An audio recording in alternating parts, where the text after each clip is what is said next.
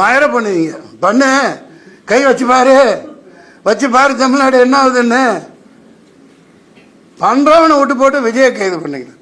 போங்கப்பா, பொழப்பு கட்டணும். சுரக்காய்க்கு உப்பு இல்லைன்ட்டு தூக்கம் இல்லை, எப்படி தூங்க முடியும்?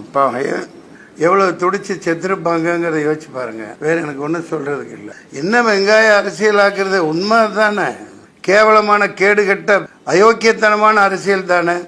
சொந்த மக்கள் அப்படி காவு கொடுக்கலாமா? I support to unconditional support to Vijay. என்ன மடத்தனமா பேசிட்டு இருக்கிறீங்க? அதெல்லாம் ஒரு வெங்காயம் உரிக்காது. அவனே கொலை பண்ணிட்டு, அவனே கொள்ளையடிச்சிட்டு, அவனே லூட்டி அடிச்சுட்டு, அவனே பண்ணுவாங்க. இதான் பார்த்துட்டு இருக்கோம். ஒரு மாநாடு நடத்த கூட்டத்துக்கு 28 கண்டிஷன் கேட்டு போடுறாங்களா இல்லையா? எந்த கட்சிக்கு அது போட்டாங்களா?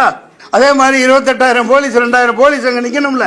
அந்த இடத்துல நான் இருந்துதான் நடந்திருக்கிறதே வேற. அயோக்கியத்தன அரசியல் பண்ணிட்டு இருக்காங்க. டேய், என்ன நீ கொச்ச பச்சை குழந்தைத்தனமா 10,000 பேர் அப்படித்தான் சொல்லுவாங்க. 20,000 பேர் சொன்னா உங்களுக்கு பெர்மிஷன் கிடையாதுன்றான். 4 லட்சம் பேர் கூடுறான்னு தெரியுது இல்லையா? அப்புறம் முட்டுச்சந்துக்குள்ள அனுப்புறீங்க. பயங்கரமான ரவுடிகளை எத்தனை கத்தி குத்து பண்ணான்னு தெரியல. இப்ப பயங்கரமான ரவுடி ராஜ்யம். எவனை உள்ளத்தான ஷேம் ஆன் திஸ் பாலிடிக்ஸ். சம்பந்தம் இல்லாம கேள்வி கேட்கறீங்களே. சொந்த மக்களை பக்கத்து தெருவில் வாழ்றவன அந்த ஊர்க்காரனை கொன்னுட்டு வேஷம் போட்டு தெரியுறிய. வெக்கமா இல்ல உங்களுக்கு? குழந்தைத்தனமா கேட்டுட்டு இருக்கீங்க. தண்ணி விடுப்பா.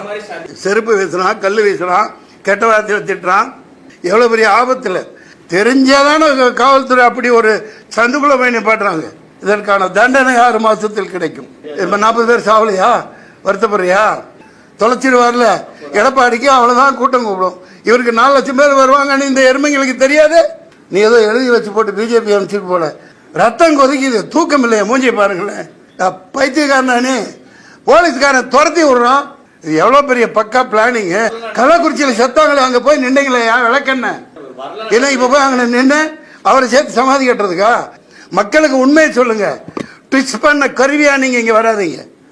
மக்கள் பாத்துக்குவாங்க, மக்கள் பாத்துக்குவாங்க. வீட்டுக்குள்ள இருந்து அரசியல் பண்றார், வீட்டுக்குள்ள இருந்து ட்விட்டர்ல போடுறாரு. யார் பாதுகாப்புல வர்றது?